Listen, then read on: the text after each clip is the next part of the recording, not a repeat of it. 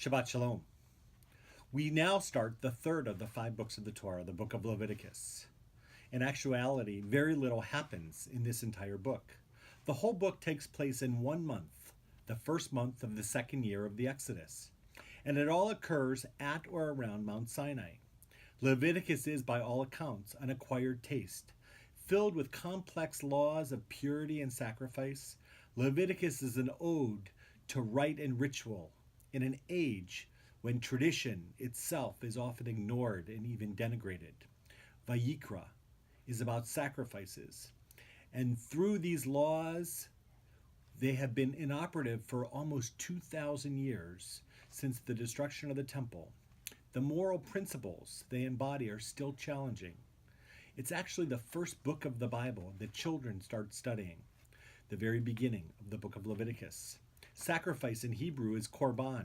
The Hebrew root, karov, korban, means to draw close, to draw near.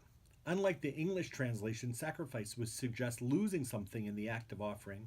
A korban enables the Israelites to draw nearer to God's justice and mercy. And the very opening words of the text in the book of Leviticus, from the first paragraph, Vayikra, means, and God called. God calls us from the pages of Leviticus. God calls us to holiness, to a life of meaning, to a path of harmony. God calls us to a sense of connectedness, to a world within ourselves, within our families, and within all life upon this planet. Learning to love the complexities of the book of Leviticus is a lesson in learning how to listen to God's call. This year, Vayikra is read on Shabbat HaChodesh, one of the Sabbaths before Passover, just 2 weeks till Passover. We no longer offer a korban, whether a lamb or a bull, but we still observe Passover, and there's an offering that we can still make that brings us closer to God.